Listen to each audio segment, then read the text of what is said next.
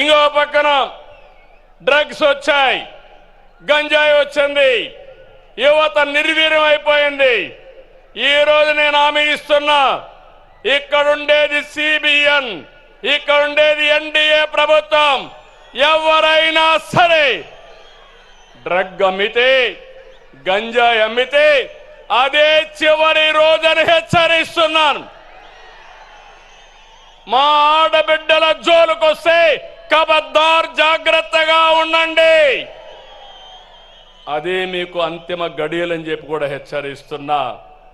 తమ్ముళ్ళు, అడవులు ఆక్రమించి ఎస్టేట్లు నిర్మించుకుంటారు, కొండల్నే మింగేస్తారు, చెరువుల్ని చెరబడతారు, ప్యాలెస్ల నుంచి ఎస్టేట్ల వరకు అక్రమ సామ్రాజ్యాన్ని నిర్మించుకున్నారు.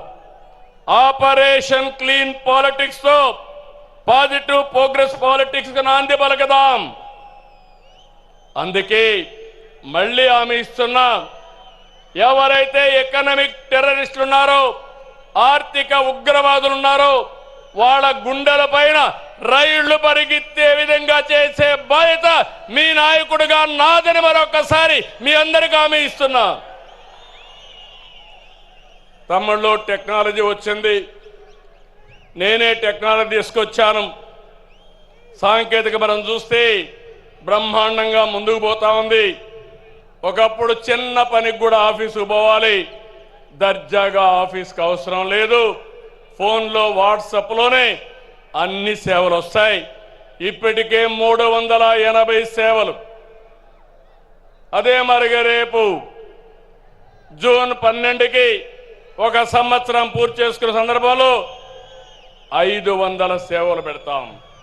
మళ్ళీ 1-2 నెలల్లో అన్ని సేవలు ఆన్లైన్లోనే ఉంటాయి. మీకు నేను ఒకటి హామీ ఇస్తున్నా, మా తమ్ముళ్ళు, మా ఆడబిడ్డలు ఏ అధికారి దగ్గరికి పోయే పని లేదు.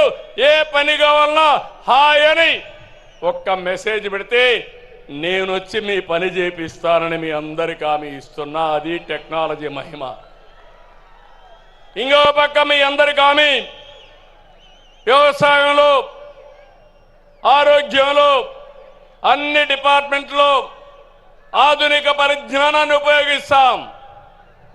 మీ జీవితాల్లో వెలుగు తీసుకొస్తాం. మీ అందరికీ ఎలాంటి ఇబ్బందులు లేని ప్రభుత్వాన్ని ఇస్తామని చెప్పి కూడా నేను మీకు తెలియజేస్తున్నా. మీరు ఓట్లేశారు, మెజారిటీతో గెలిపించారు. ఢిల్లీలో మన పరపతి పెరిగింది. కేంద్ర సహాయంతో